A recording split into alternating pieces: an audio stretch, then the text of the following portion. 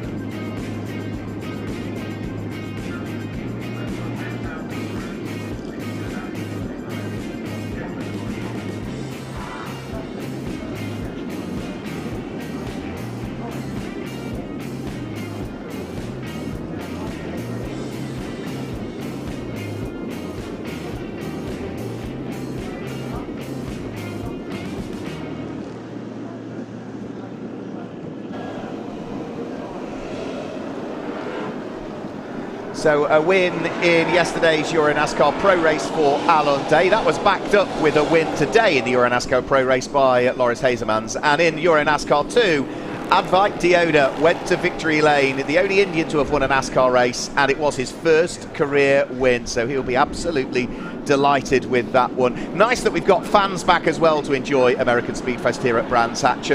We saw the highlights from yesterday's race, but what has that done to the championship points, I hear you ask? Well, Martin Dubeck was leading the championship coming into this weekend, he was on 80 championship points. He is now on 111 championship points, but rather than have an 11-point lead, that's been whittled down to just 7 points now between himself and Tobias Dauenhauer, who's now moved up into second place. And down to third goes Vladimir Izchoitsis, the Cypriot, who joined me in the commentary box earlier on, but he had a poor race yesterday. The leading rookie is in sixth place, the Italian Alberto Panebianco. The leading legend driver we've got, those that are aged over 40 that are in this series, is Yevgen Sokolovsky, the Ukrainian. The leading lady for the Lady Trophy is down in 15th position, which is Ariana Casali. So that gives you the current championship standings following yesterday's race. So the cars have made it onto the grid, but I've managed to scoop myself up another guest commentator to come and join me in the commentary box. We saw him out racing in EuroNASCAR Pro. It's great to see him back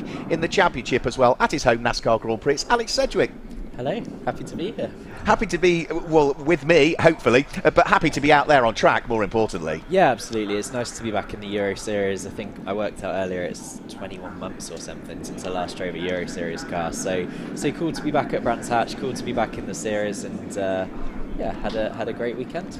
It wasn't without its troubles. You had engine woes yesterday and retired, unfortunately. You were saying the car had dropped down onto 7 cylinders, but thankfully it was an easy fix rather than an engine out fix. Yeah, that's right. I think just a heat shield disappeared or moved, and that meant that we melted a plug wire and obviously lost a cylinder. So unfortunate. One of those things, really. But yeah, we made up for it today with a better run. You're with a new team for this weekend. We've previously seen you out with Brax Racing, but you're with Academy / Alex Caffey Motorsport for this weekend, and that fantastic NBA 2K backing that you've got. Yeah, absolutely. It looks cool, doesn't it? It's a great partnership. Really happy to have NBA 2K on the car with Belfort, Wiley X, Gobi Under Energy as well. Yeah, cool livery, stands out as well. So did my suit, and yeah, happy today to get them on the podium. I know that you're quite a techie person. You do a lot of online gaming and stuff, but yeah, NBA 2K, it's the official basketball game, isn't it? That's right. Yeah, official game of NBA, the National Basketball Association. So yeah, really cool to have them on the car. Obviously, kind of crossing sports with NASCAR as well. Unfortunately, I'm not quite so good at the game or real basketball as I am at driving, but we'll gloss over that. A slight height disadvantage when it comes to basketball, Mr. Sedgwick. Tiny bit, yeah. And that's, that hopefully is a relationship that you're going to be building on as well, that will see you hopefully do some more racing here in Europe, but potentially some more stuff over in America, because you did the Daytona ARCA tests. Yeah, definitely. The relationship started with the ARCA Daytona tests at the start of this year, and the plans to do more, going forward, hopefully some road course and oval stuff in the US in ARCA and NASCAR Xfinity is the plan. That would be good, wouldn't it? Absolutely. That would be very good. Big smile on his face as he says it. We can see the cars are lined up there on the grid. I gather we have a very special Grand Marshal that will be uttering those words as and when we get to the point that the engines will be fired into life. At EuroNASCAR 2, you look at Advait Deodar, very, very likeable young man who sits there and claimed his first win yesterday. You must be really chuffed for him as well, Advait. Yeah, it's so cool to see Advait get a win. Obviously, he's been working super hard, been around the series for a few years now, and yeah, he earned it yesterday for sure, leading the whole race. And a bit of pressure, but dealt with it well, and we'll see if he can do the same today. Whereas I think we can head downstairs onto the grid, because I think Hadrian has a driver that we can chat to. Hello Tobias, what's your expectation here for the last race here in Brands Hatch? Yeah, I'm looking forward to the race. Hopefully I can find in this race a way to pass Advait. Yeah, I'm looking forward. I have a good feeling in the car, and hopefully we can show a good pace and a good race for all the fans here at Brands Hatch. How was your weekend here in Brands Hatch? Do you like it? Do you like the public, the atmosphere? Yeah, it's a really nice track. It's a bit like a roller coaster, so yeah, a great fun to drive, and yeah, I'm happy to drive the race now. Thank you, and good luck for the race. There we go. Good to hear from Tobias Dauenhauer, driver who lies second in the championship standings. He is just 7 points off the championship lead, and Tobias Valencia had had a second and a third place. It was another second place for him yesterday, and that's what you need in this championship, Alex. Is you need to be able to stay consistent. We'll pick up some more with Alex in a moment, because I think we're going to hand back downstairs for another interview. Let's go.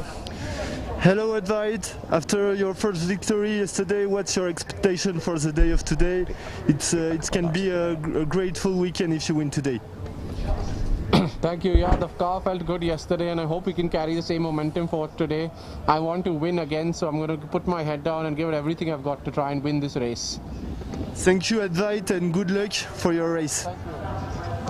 Yeah, great to hear from Advait there. Not surprised he's going to get his head down, which is what he did yesterday to scoop up that win.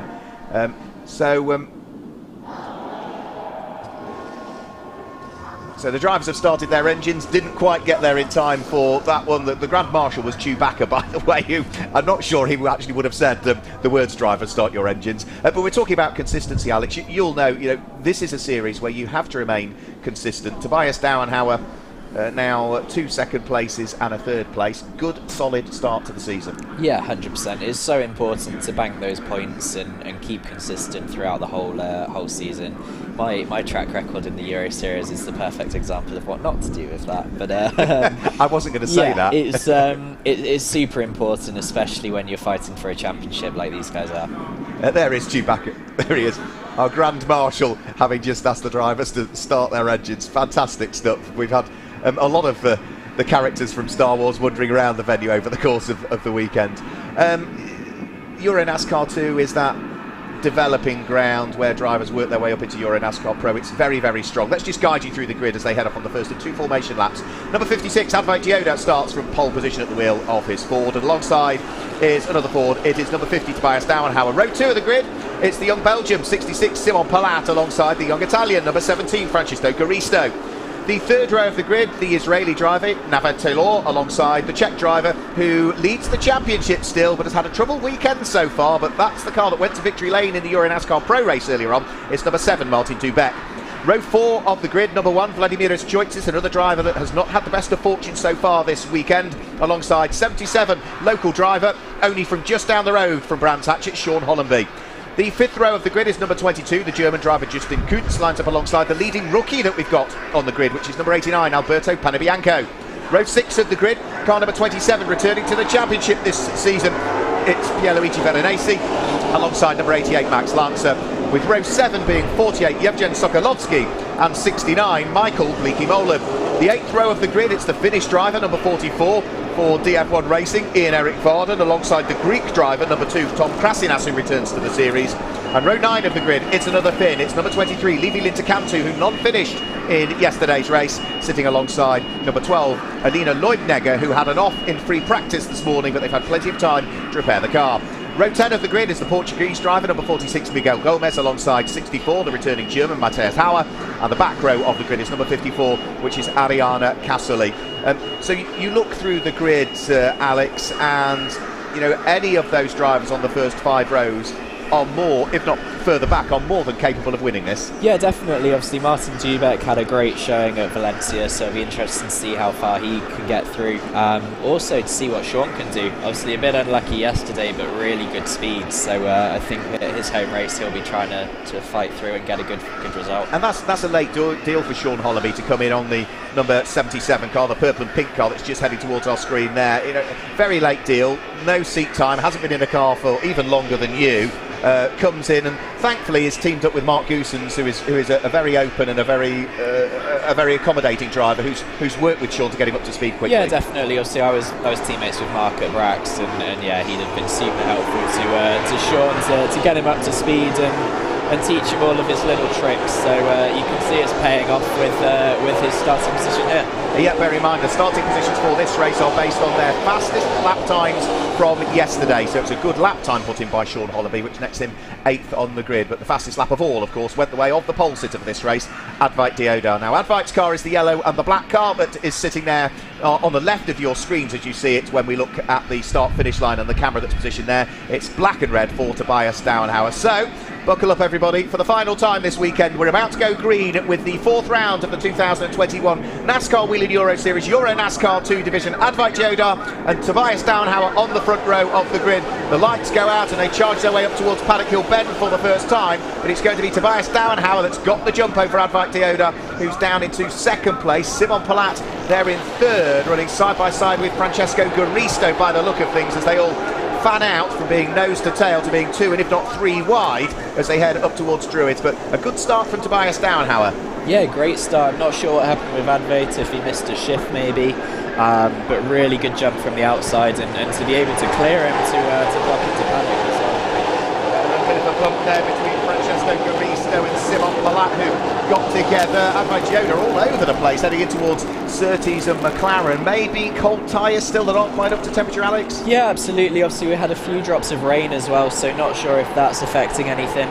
Sometimes, even if it's kind of mental rain, it can throw you off. So, yeah, just taking a couple laps to get up to speed, but I'm sure they'll all drop into line and figure it out now. Martin Dubeck is up from 6th on the grid up to 5th. Sean Hollenby has gained 2 places. He's up from 8th up to 6th position at the moment, and is the leading legend driver that we've got in the field. That's for those that are over 40 that enter this particular category. So everybody's safely through the first lap, downhill in towards the braking area for Graham Hill Bend. The number 66 car of Simon Palat under pressure from the black and blue and Dago machine of the Czech driver Martin Dubeck, who, remember, leads the championship. But Tobias Downhauer already disappearing up the road.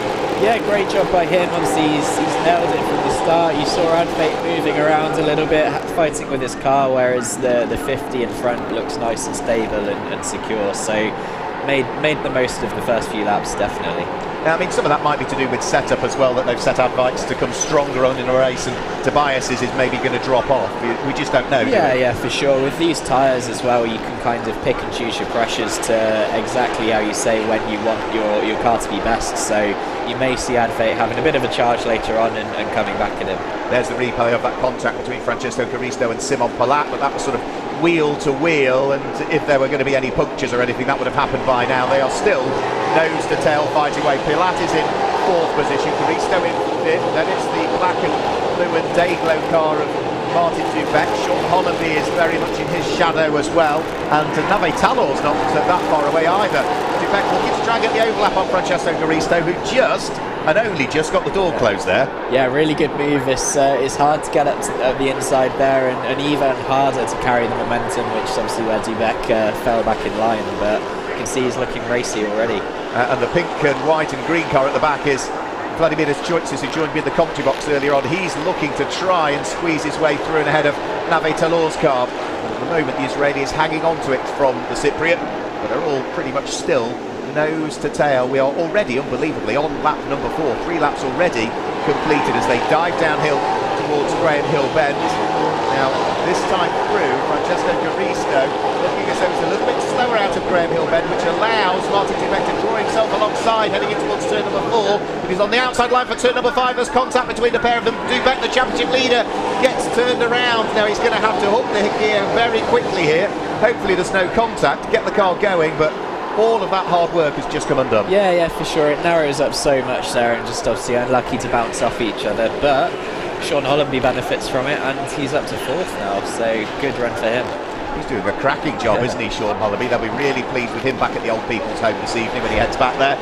I do jest, by the way, Sean. Yeah, here's a quick replay of it. Yeah, just Garisto just into the rear quarter of the car of Martin Dubeck, and once you're almost on the edge of a decent round there anyway. Absolutely, yeah. For Garisto on the outside, I tried to do that earlier on in Elite 1, and you just kind of run out of room as the track narrows up, and you see the results of it. Fastest lap of the race, last time round, Advait Dioda. Now, it may well be that Tobias Downhauer had scampered up the road a little bit to the tune of a second, but Advait's coming on strong now, so keep an eye towards that. Big slidey moment there for Justin Kuntz, who, with an armful of opposite lock, had to try and control the tail end of that number 22 Chevy there. That's the corner, I think, when you did your walk around the track and did that video for us on Friday. It's that corner you want to get off it cleanly, but as soon as you put the power down, if you're too quick with it, the tail end steps out. Yeah, absolutely. You're on partial throttle for so long out there, and especially now in race 2, your tyres are screaming already. They've got plenty of laps on them, and it's that left side that goes the soonest and just makes it so hard to get drive off the corner. And do you think that's what it was there? It was just a bit too keen? I'd say so, yeah. Obviously, you're still trying to rotate the car as you drive out, and you've just got to be so patient with it. And especially when you're chasing someone trying to get a run, it's just so easy to be eager on the throttle and get a big slide. Sean Holloway still in the purple car in 4th position, doing a really, really good job. He's got Nave Talor right behind him. Vladimir Choice is in the number 1 car, the Ford, sitting there in 6th position at the moment. That's a good little fight actually between those 3 drivers there. And for Sean Hollenby, it's been a really good return to the series. I've got to say that I've been impressed with Sean this weekend. Even when things weren't going right for him in free practice on Friday, he was still quite philosophical about it. You know, he just wanted a little bit of seat time. If there's a problem with the car, there's a problem with the car, they'll sort it. Yeah, for sure. And it shows the benefit of this format as well, that, you know, he had a bit of an unlucky race yesterday, but with having your fastest lap in the first race sorting your grid position for this one, you're able to make up for it, and he's doing that now. Doing a really good job, yeah. So Chevy from Ford as they head over the start and finish line. This is lap number 7 that's now being completed, so on to the 8th lap of the race. Nave Talor at the wheel of the largely white number 90 car is coming under pressure from Vladimir Choitzis, and if these two start to squabble, it might just allow Sean Hollenby to break away a little bit more. Yeah, it certainly looks as though now Nave is not quite attacking Sean as much as he was doing a few laps earlier. It's more defensive work now, and it's amazing around a circuit like this at Brands Hatch. As soon as you start to defend rather than attack, you really do lose time, don't you? Yeah, absolutely. This track, you know, it's all about rhythm, because you've only got 4 or 5 corners. Everything has to look perfect. So as soon as you throw off that rhythm a little bit, whether it's a little look out your mirror or a defensive move, it takes a few corners to get back into the swing of things, and that's kind of where you're vulnerable for the car from behind. Now, Vladimir Choices hasn't got the run again this time on Nave Talor, so they'll still be in the same position as they head in towards the braking area for Paddock Hill Bend. Bounce off that inside curve, let the car run wide but not too wide on the exit, and then uphill into the uphill braking area for Druids. Amazing how late you can brake for that corner, isn't it? Because you're heading uphill, the car loses momentum a lot quicker. Oh yeah, even in these heavy stock cars, it's super steep. If you've not been to Brands Hatch before, you don't realise just how steep it is. There's also quite a lot of banking with it, so you're not carrying a lot of speed by the time you turn in, but it really helps to get the car turned. So Sean Hollenby still doing a good job. Nave Talor is now back in attack mode again. Over the start-finish line comes our race leader Tobias Dauenhauer. That's now 9 laps completed by the German, who is almost out on his own really. So he's 2.6 seconds up the road from the yellow and black car in the hands of yesterday's race winner Advait Dioda. So it's a Ford from a Ford. The leading Chevy is Simon Palat, who sits there, the young Belgian, in 3rd place at the moment. But for our driver who is looking to try and take over the championship lead, Tobias Dauenhauer, he is at the moment doing a very good job with the problems that have befallen the car of Martin Dubeck. He's still trying to work his way up through the order. He's down in 17th position at the moment, Martin Dubeck. That would net him 20 championship points, whereas Tobias Dauenhauer would pick up the 40. He would take over the lead of the championship, wouldn't he? Yeah, make things interesting going into the next round, definitely. Now, did I see a couple of places lost there for Michael Bleekie-Molen at the wheel of the number 69 car? We saw that car on the podium in the hands of his son earlier on. Yeah, that's a problem, isn't it? He's not going to let them through like that unless he's got an issue with the car. It looks very familiar. So yeah, poor old Michael Bleekie-Molen, the oldest driver in the field, 71 years of age, and let's just have a quick look. Yeah, not a great deal of resistance put up. Any obvious ideas what that could be? Yeah, nothing obvious. Maybe something gear related or motor related. If he's lost power or lost drive or lost a gear, it's stuck in gear potentially. But yeah, yeah, that's such a shame for Michael Bleekie-Molen. Huge amounts of experience. A couple of seasons in Formula 1 back with Ram and ATS in the 1970s, the mid-70s for Michael Bleekie-Molen, but still as competitive as ever, and hasn't slowed up much despite the fact that he's 71 years of age I think nowadays. Here over the start-finish line comes Sean Hollenby, who is still under pressure. He's lost out to Nave Talor though, who has gone through, so this is Sean Hollenby now in 5th position rather than 4th as he was earlier, and still coming under pressure from Vladimir Choitzis, who sits behind. Good race from Sean. He could let Choitzis go, he would still be in the top 6, he'd still be leading the Legend Trophy, which is what's important, but Sean is a very competitive racer. He will want to finish as high up as possible. Oh, absolutely. He wants as many spots as he can, and it looks like maybe we were talking about pressures earlier. If he was set up to go hard at the start, and now he's starting to suffer a little bit. tyres. But yeah, he's got a few spots back to the next legend drivers, so worst case for him if the one does get past him and if a few more cars catch him, he's still leading his class by quite a while. Yeah, so I thought for a split second I thought Vladimir's choices was going to get the overlap. Right, looks as though it might have been a tyre issue for Michael Bleaky-Molan. That's maybe what was causing him that grief. So comes in, gets a new tyre bolted onto it. The cars were given, or each driver was given 4 brand new tyres at the start of the qualifying session that took place yesterday. So they're your 4 new tyres. You carry 2 over from a previous round. That's the allocation, and it'll be the same also after this event at Brands Hatch. We go to Most in the Czech Republic, where I think the tyre allocation is just 2 brand new tyres, and you have to carry 4 over. So it does make tyre conservation and management very, very interesting over the weekend and the season in general. 100%. Yeah, I think it's a very unique series where you use the same tyres for so long, and even though they're sprint races, that's a big element of it. You know, even at a little track like this, they're hurting in race 2. There's a big drop off. There's fine. You lose a lot of pace, so to try and keep that life in it and do what you can to look after them, it's super important. And that's why some drivers are better at doing it than others. Some are more flat out all of the time, and they suffer the consequence of that come the tail end of a weekend. Sean Holloway doing a really good job of just making sure that he gets the car positioned where he wants. And we've seen so many drivers saying Brands is a reasonably narrow circuit, it's not easy to overtake, and despite the fact that Vladimir's choices every now and again sticks his nose at the inside, he hasn't made it work as yet. This could be the lap though where he's opened the door, and I think, not quite seeing it, but I think as they come over the start-finish line, I do think Choices has got the run this time. Yeah, he's alongside, he's got the inside line for Paddock Kilbend. Who's braver on the brakes? Choices has the inside line, he will go through, and I don't think Sean Holloway's going to be able to cut back on the exit now. So patient driving by Vladimir's Choices. Had a couple of goes, the door closed, finally the door was prized open. Yeah, nice move, got a good drive off, and you can see he's very straight, lots of mini slides, so potentially going back, if Sean's overworked his tyres to start with, kind of paying the price.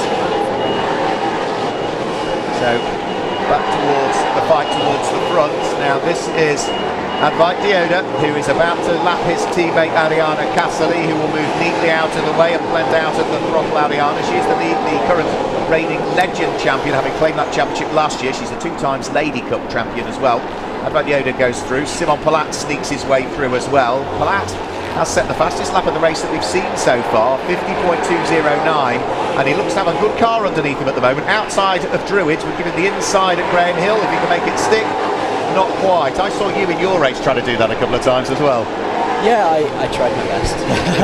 Because of the banking, you can carry quite a lot of speed outside, so you've got to be next to someone who's not going to door you off the track onto the grass on the exit, so there's a bit of faith in driving racing, but it's a move that can potentially work. Yeah, I suppose you learn over the course of a full season those that you can go door handle to door handle with, and those that maybe it's better not to.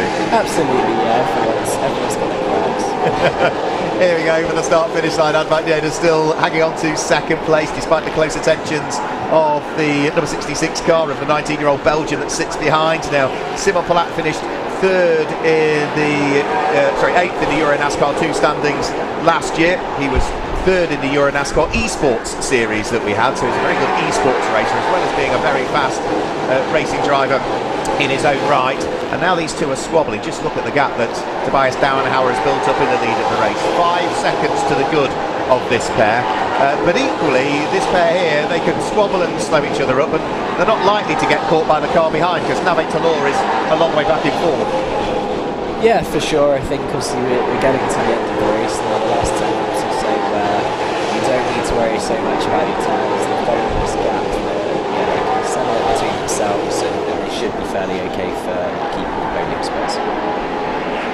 So they are now already on lap number 18 of the 30, so we are past the halfway point of this race.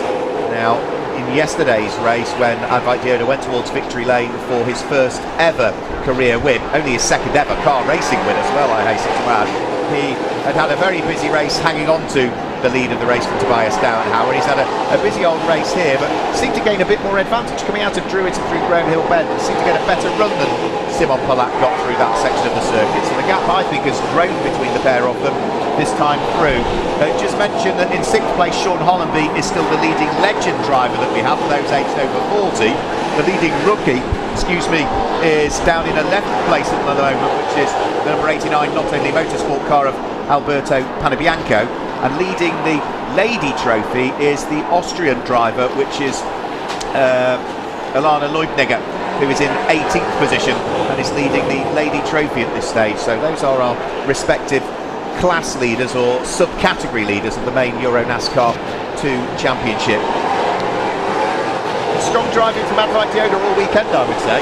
Impressed me here. Yeah, really good run. I spoke to him early in the weekend, and he was a little bit disappointed after his run to Valencia. So I think it would be good for his confidence and momentum for the rest of the season to have a strong run here after the game and continue that fight for the championship. Yeah, it's sort of plagued by tyre issues really. Just couldn't get the tyre switched on in the car in Valencia. Now he's going to have to absolutely concentrate here. Coming up towards Alana Leubniger, looking to try and squeeze his way through. Through he goes. Simon Palat also just sneaks through, but was maybe delayed by a split second, squeezing up the inside of the back marker. Miguel Gomez, the Portuguese driver, is the next that they will want to pick off. They both managed to do that. We've now also got this fight on for 4th and 5th place, because Nave Talor has been caught by the number 1 car in the hands of Vladimir Izjoitsis. So wherever you look, there are battles going on, or back markers to be dealt with. And the only person that really hasn't got anybody to play with is the race leader, Tobias Daumenhauer, who's 4.5 seconds ahead now. So lead gap has actually come down by half a second. Yeah, he's looking good. Obviously, depending on how his potential, if he drops off a lot now, I think he'll catch it. But I think he's fairly comfortable where he's at, so he can back off and not cruise, but take less risks and bring it home at this speed. Yeah, Tobias Daumenhauer had his rookie season last year in the NASCAR Whelen Euro Series, so he's back for another go at it. He was the rookie champion last year. He actually finished runner-up in EuroNASCAR 2, so he's staying on for a further season to see if he can claim the overall title. He took 3 wins as well last year, so this potentially could be his 4th championship win. Now, Alina Leubniger needs to move out of the way here, because Nave Talor is looking to try and muscle his way through and put a lap on her, and he can't afford to be compromised because he's got Vladimir Izjoitsis right behind him. A little bit of bump drafting there almost midway down the straight there, and that was all because just briefly Nave Talor couldn't get on the throttle in time, could he?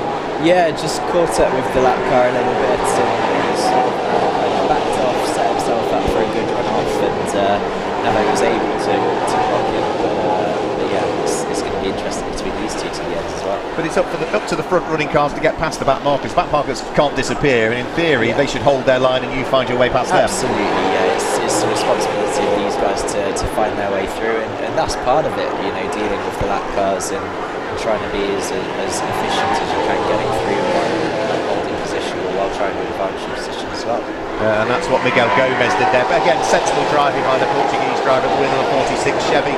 Blended out of the throttle, got on the brakes nice and early, let the quicker cars go by, and then maybe sit on their bumper and see if they can pull you along and gain a bit more pace. But this is a great little squabble that's going on for what is 4th and 5th position, and we've not got many more laps to go now as well, because the race leader has just got over the start-finish line onto his 23rd lap of the race. Tobias Daumenhauer leads, Advaitioda second, that's Tobias Daumenhauer there. Advaitioda is in 2nd place, you might just see the yellow car in the background. Simon Palat is in 3rd position, but still right on the tailpipes of Advaitioda. Nave Talor and Vladimir Izjoitsis we know are together, and Sean Hollenby, who started well, just seems as though his car has gone off the boil a little bit. He's not dropped too much lap time. The lap time he's doing now is still only about half a second slower than he had been doing earlier on in the race, but he just seems to have settled in now for that top 6, doesn't he, and the win in the Legend Trophy. Yeah, for sure. He's obviously made a game from where he started, but he's got a nice gap around him now, and he can manage his tyres. So yeah, the drives are getting hot, and just kind of nice to make. So Tobias Daumenhauer back over the start-finish line, another lap completed. It's another lap which he continues to lead. The lead advantage has stretched out further now. It was down to 4.5 seconds with all of the back marker lappery. It is now back up to 6.2 seconds from 1st to 2nd position. So Tobias Daumenhauer has everything very much under control at the moment, and potentially could be heading to victory lane for career win number 4. As for fourth place, Navitalos is still under that pressure from the white and green and pink car in the hands of the Cypriot driver.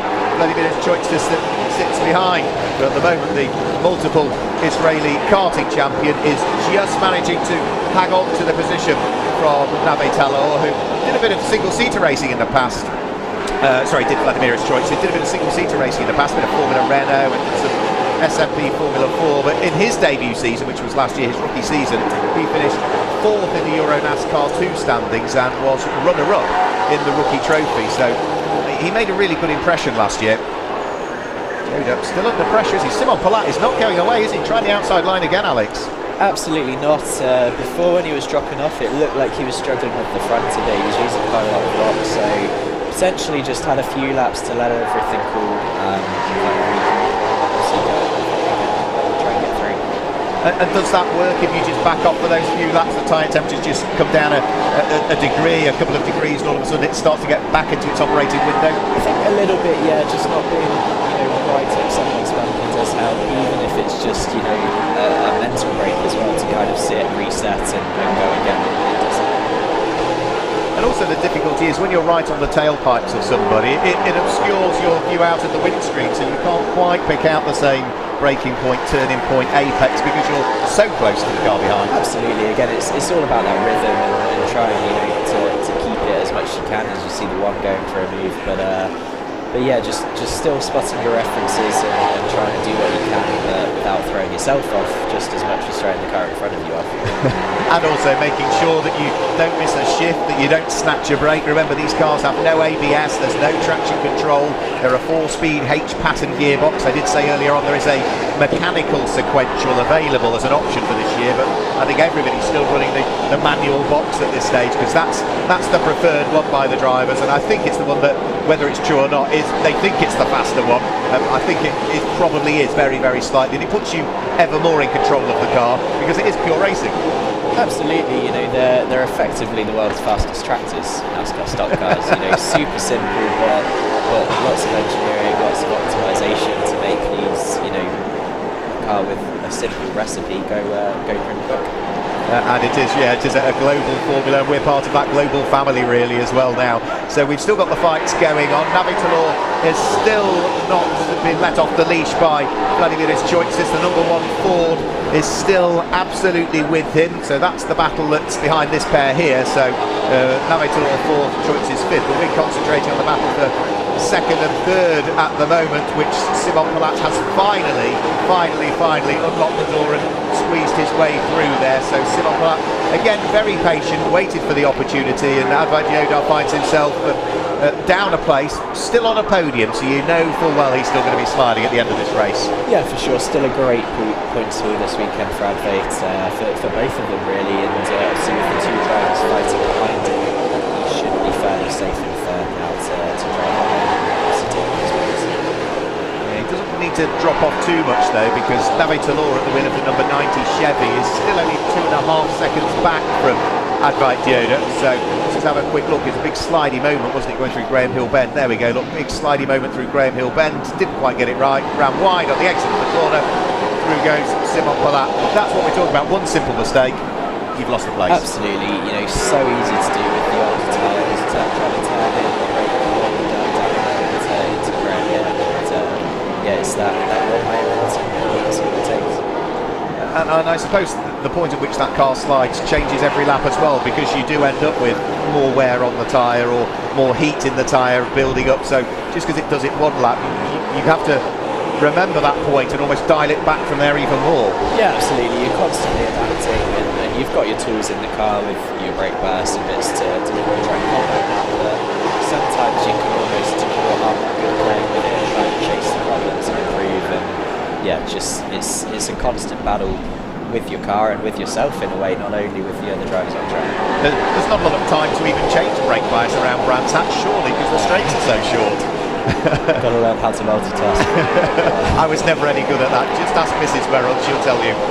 Well, on to the final lap of the race comes Tobias Dauenhauer. It's been a solid weekend for Tobias. It's been a solid season so far for him. He was runner-up to Advait Dioda yesterday. It looks as though he is going back to victory lane today, and it does mean now that in every race so far this season, Tobias Dauenhauer has been on the podium, and now for the first time this season he is going to be on that top step of the podium and bring the number 50 towards victory lane. So through Surtees, up towards McLaren, on towards Clark Curve comes Tobias Dauenhauer. It's going to be a win for the number 50 Hendrix Ford in the hands of the 23-year-old German who was runner-up in this championship last year. Tobias Dauenhauer claims the win, his 4th career win. Congratulations to him. That moves him on to the same number as the likes of Martin Dubeck, and he takes the championship lead from Martin Dubeck as well in the process. Simon Palat finishes in 2nd position. That is his first podium of the season, so congratulations to Simon. Had to fight for that one. Eventually got past Advait Dioda with a couple of laps to go. Dioda, yesterday's race winner, finishes in 3rd place. Navi Talor and Vladimir Choitzis forever fighting over 4th and 5th position. And I've got to say congratulations to Sean Hollenby as well, not only finishing inside the top 6, winning the Legend Trophy, and by quite some margin as well, because he was 6th and won the Legend Trophy. The driver that was 2nd in the Legend Trophy was Max Lantz, who was down in 12th. So good result for Sean. Yeah, amazing result for Sean. Yeah, he'll be super happy as well. Shout out to Thomas Krasonis as well. He started 16th, made it through to 9th in the end after problems yesterday. So really good job by him as well to recover some points for the championship. Yeah, I hadn't picked up on that one. So he may well also have gained the extra 4 championship points for gaining the most places. Potentially. So the cars are heading towards victory lane on the basis of we have got the top 3 hopefully that we'll be able to chat to. We might be able to hang around for at least the overall podium as well. It's been a great weekend again. Nice to be back at Brands Hatch for Speedfest. Nice to have fans here. Nice to see you again as well. Yeah, Alex. Absolutely. Get to see your pretty face again. Pretty is not a word. It's good. No, it's good to have fans back. Definitely. You know, it makes a huge difference to the races, and obviously a year break for EuroNASCAR to come here as well. It's good to be back, and it's nice for me to be racing back in EuroNASCAR as well. So you're not able to announce any more news as yet, but watch this space. I assume you're on social media if people want to see what's going on with the NBA 2K backed car and future outings. Yeah, absolutely. It's kind of a race by race thing at the moment. See what happens, and there's lots of plans in the background, but nothing absolutely confirmed yet. But yeah, hopefully sometime soon we'll be out on track somewhere once again. Thanks for joining me, mate, as well. It's been an absolute pleasure having you. Yeah, good to see you too. Say hello to the family. There we go. Good. So Alex Sedgwick, who has been out racing with us again for first time since 2019. Was it we saw you last, Alex? Yeah, Zolder 2019. Well, that was the last event I was at before this one, yeah. So there we go, in towards victory lane goes Tobias Dauenhauer. That's the car that he shares with Vittorio Garelli. The wind just getting up a little bit there and blowing some of the furniture around in the background. But that is the 4th career win for Tobias Dauenhauer. He is heading towards victory lane, and as we say, whilst we haven't worked the maths out yet with him claiming that race win, and Martin Dubeck finishing down in 13th position in the end as he looked to try and recover from his spin and the contact between himself and Francesco Garisto. That was 24 points he will have gained, so yeah, subject to my maths being reasonable, that does mean that Tobias Dauenhauer also picks up the championship lead in EuroNASCAR 2 for what has been a great weekend here at Brands Hatch. We've had a little bit of British weather over the course of the weekend, but it's largely stayed dry, and that wasn't necessarily the forecast, Alex, was it, when we looked at it 48 hours ago? Absolutely, yeah. I was prepared for 3 days of rain.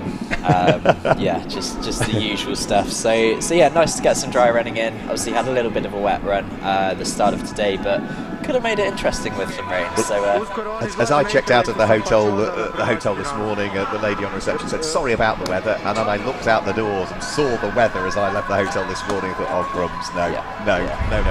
But warm ambient temperatures meant that it did dry up quickly. So there's Tobias Dauenhauer on the top of the number 50 Hendrix Ford, his 4th career win, and an important one because it keeps him right at the sharp end of the overall championship. He just missed out on the championship last year in his rookie season in EuroNASCAR 2. Well, staying on for another season, he is likely to be right at that sharp end of the championship all season, and I suspect that, subject to where he ends up at the end of the championship season, he might be, like so many of the drivers in the past, move up into EuroNASCAR Pro, as last year's champion did, Vittorio Garelli, moving up to EuroNASCAR Pro. It looks as though off has come the crash helmet, off has come the hands device, and once we get the mask on, and no doubt the Hoosier cap as well that will be shown, then we should be able to grab a quick word with Tobias Dauenhauer, who is down there in victory lane. So we'll hand you down to Hadrian Dupin.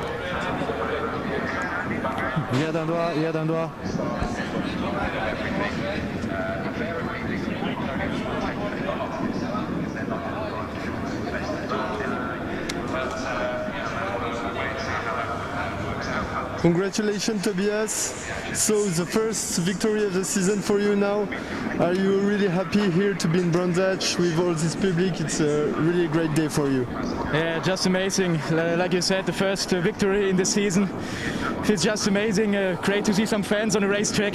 Hopefully we could show a great show for all the fans here. And yeah, many thanks to the whole team. They did an amazing job. The car feels just great. And yeah, we showed a really good pace, and I'm really thankful. We're really happy, Tobias, for you. Congratulations, and see you next meeting. So there we go. There's Tobias Dauenhauer, and rightly so. He should be very, very pleased, because whilst it's a white windscreen header that is on the number 50 Ford, it will be changed to a red one for the next meeting, Alex, because that indicates our championship leader. Absolutely, yeah, great run by him. Obviously, taking over the points lead with a bit of misfortune for Martin Dubek, but be interesting to see what happens from here. Obviously, Dubek will try and fight back and see which Hendricks car comes out on top. Okay, we'll hand back downstairs for another interview. We can say that it's just a perfect day for you and all the team. It was a wonderful weekend for you, and to finish with the second victory, it's really great. Yeah, the Sunday turned out well for us. Yesterday we were struggling a little bit more, but today we found our way at Brands Hatch, and well, 2 cars, 2 wins, 2 races, 2 wins, so yeah, I cannot complain. Sure, it's in that moment that you see that the team is perfectly working. Yeah, the team works perfect like always. You know, we've been here, last year there was no race here unfortunately, so we had to find a little bit in the beginning of the weekend. But like always, we found our way very quickly through the weekend, and on Sunday it worked out as planned. Thank you very much, congratulations again one time, and see you next meeting. Yeah, thank you. Yeah, interesting point there, yeah, because we've had 2 races today, 2 Hendricks cars win. We had 2 races yesterday, 2 Cal Racing cars won. So the wins have been shared about, and amazingly, no win for DF1 Racing. You know, you race for Alex Caffey, and they've not had a win. You know, it's not easy, is it? Claiming race wins in EuroNASCAR is not easy. 100%. It's a proper team effort, you know, working between most cars have 2 drivers, so 2 sets of feedback. And yeah, trying to make that all work together and put together a winning piece is super hard work for sure. Yeah, so whilst there's no race win for DF1 Racing, I think we are going to get an interview with the driver who finished 2nd for DF1 Racing, because that looked as though Simon Palat was being geared up ready to have a quick interview with Hadrian Dupin, and it'd be interesting to see his thoughts on, you know, how hard he was pushing and squabbling with yesterday's race winner Advait Deodar, and then Advait's small moment down at Graham Hill Bend allowed him to come through to finish in 2nd place, and our 2nd place driver Simon Palat is down there with Hadrian. Congratulations, Simon. It was a good weekend for you here in Brands Hatch. How you feel the atmosphere with the comeback of the public here after 1 year? Very difficult. It was great. It's great to feel the support of all the fans out here, even though they're limited. They still came, and it's really nice of them. It was really awesome to have them on the side of the track and cheering for us. This race was a really great battle for you. It was really hard, and finally it's good finish. Yeah, the start was a bit difficult. I had some touches, and then Advait had made the distance already, and I just pushed hard to close the gap. And then once I was behind him, it was even harder because I could not find any openings. At one moment I was able to keep it outside and overtake him, but then I lost the rear and he had a better exit, so he overtook me again. And then it was just about consistency. I was waiting for him to make the mistake, and it happened, and I took the opportunity, and then I put a gap, and I was happy with it, and I kept the distance. Okay, thank you. I hope the next race in Most will be better for you, and we hope victory. Thank you, I will. Thank you, bye-bye. Thanks a lot. Yeah, good to hear from Simon Palat there, and he didn't actually mention it. It was his first podium of the season, so he'll be really pleased with that one. It's when you have a weekend, maybe as he had at Valencia, where he thought there was more pace in him and more pace in the car, and you still haven't been able to prove it. It's good that he's there. So let's just look back at some of the highlights from the race that we have just seen for EuroNASCAR 2, their final race of the weekend. When the lights went out, it was a slightly poorer getaway from Advait Dioda, which allowed Tobias Downhour to pick up the lead of the race as they turned their way in towards Paddock Hill Bend. Advait Dioda slotting himself into second position, while Simon Palat was going wheel to wheel with Francesco Garisto. As the squabbles continued, then Advait Dioda hung on to the back of the race leader for a period of time. There was contact between Simon Palat and Francesco Garisto as they came out of Graham Hill Bend. Thankfully, though, it was wheel to wheel. However, there was then further contact as Garisto got into the tail end of the championship leader, Martin Dubeck, spinning the Hendricks number 7 through 180 degrees, and Dubeck would eventually recover to finish in 13th. Problems for Michael Bleaky-Molan brought his number 69 car in towards the pit lane, whilst out on track Sean Hollenby was fighting away to try and keep Vladimiris Joitsis behind him. It wasn't to be. Sean Hollenby would finish in 6th place, but more importantly would pick up the Legend Trophy. And then for second position, Advait Dioda was coming under continuing pressure from Simon Palat, who was side by side with him heading in towards Druids, but a small mistake on the exit of the following corner down at Graham Hill Bend allowed Palat to go through and take up second place. The win, though, went the way of Tobias Downhour, who went towards victory lane for the 4th time in his NASCAR Whelen Euro Series EuroNASCAR 2 career, and in the process will have picked up the overall championship lead. Well, that's the racing done and dusted, Alex. We move on in a few weeks' time to Most in the Czech Republic. The revised calendar sees us head towards Most now on the revised date of the 29th and 30th of August, a circuit that you've raced at in the past as well, have you not? I you have didn't not. do Most. Did you not do Most? No. So 2019, I after Brands, I had a break until Zolder. So yeah, never been to Most, but looks super cool. Oh, it's a great circuit. By the looks of it, it was about 6,000 degrees the last time you went there as well. So obviously a little bit of a different challenge to today. Yeah, the commentary box was a little bit different at Most as well. Yes, we weren't allowed air conditioning. We were in a van in reality with no aircon and had to keep all the doors closed. Had lots of electrics in there. Yeah, track temperature was 42 degrees. Commentary box temperature, add another 10 to that, if not another 20. Gosh, it was warm.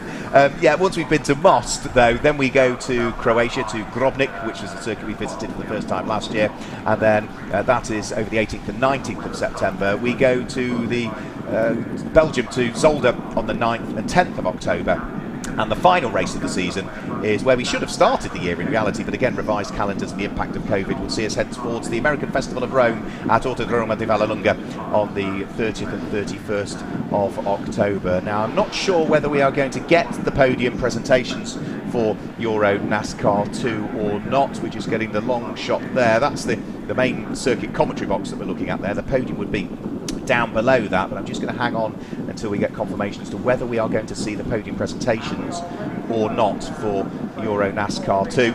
And if we are, it will just be the top 3 overall that will head towards the podium in just a few moments' time, that being Advait Dioda, Simon Palat and Tobias Downhour. Yep, so the podium is ready, the trophies are on the podium, and it will just be the top 3 overall that we will see onto the podium. Other podiums will be conducted before we go live with the stream. There is the team representative for the winning team in that race, which was Hendricks Motorsport. And then once we have got the thumbs up from the circuit that all of the drivers are assembled at the back of the Brands Hatch American Speedfest podium, then we will introduce them out in reverse order. So finishing in 3rd position, Advait Dioda makes his way onto the podium. He was on the top step of it yesterday. He's back on the podium today, but in 3rd position. But it's more championship points for him. Congratulations to Advait, finishing in 2nd position. His first podium of the season. It's the Belgian teenager Simon Palat is about to make his way out onto the podium, having picked up that place with just a couple of laps to go. And then the top step of the podium and his 4th career win in the NASCAR Whelen Euro Series goes the way of the new championship leader. Tobias Dauenhauer heads onto the top step of the podium. And now it's time for the national anthem of the winning driver.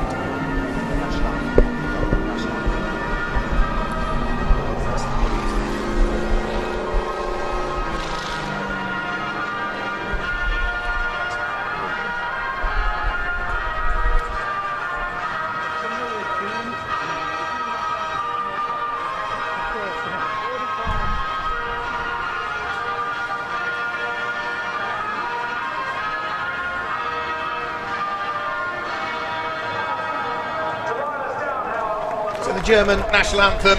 Congratulations to Advait Dioda, to Simon Palat and to Tobias Dauenhauer, our top 3 drivers in the final race for the NASCAR Whelen Euro Series, EuroNASCAR 2 division this weekend. They'll hold the trophies aloft, the final photographs to be taken, and then they will make merry with the champagne and look forward to when they can head back behind the wheel of their cars for the Czech Republic OMV Max Motion NASCAR Show, to give it its full title, which will take place at Most in the Czech Republic on the 29th and 30th of August, so in around about, what's that, 6-7 weeks time. So cork being taken out of the champagne. They don't need to worry about saving the overalls for a further race, so they will be able to celebrate in the traditional fashion on the Brands Hatch Speedfest podium. Congratulations to our top 3 drivers. Thanks to Alex Sedgwick for joining me as well. It's been a great weekend, hasn't it? Yeah, it's been brilliant. Thanks for having me, and yeah, fun race. Well, that's all from Brands Hatch. Thanks for joining us over the course of this weekend. Please keep your eye on our social media and YouTube channels, Facebook, Instagram, Twitter, all the rest of them, because news will continually be released, and also we'll get some post-race reaction from some of the drivers with some short interviews that will be on the sites and the various social media channels within the next hour. But from everybody here at Brands Hatch, the whole of the NASCAR Whelen Euro Series team, thanks for joining us. We'll see you in around about 6 or 7 weeks' time for the Auto Grand Prix at Most. Until then, it's goodbye.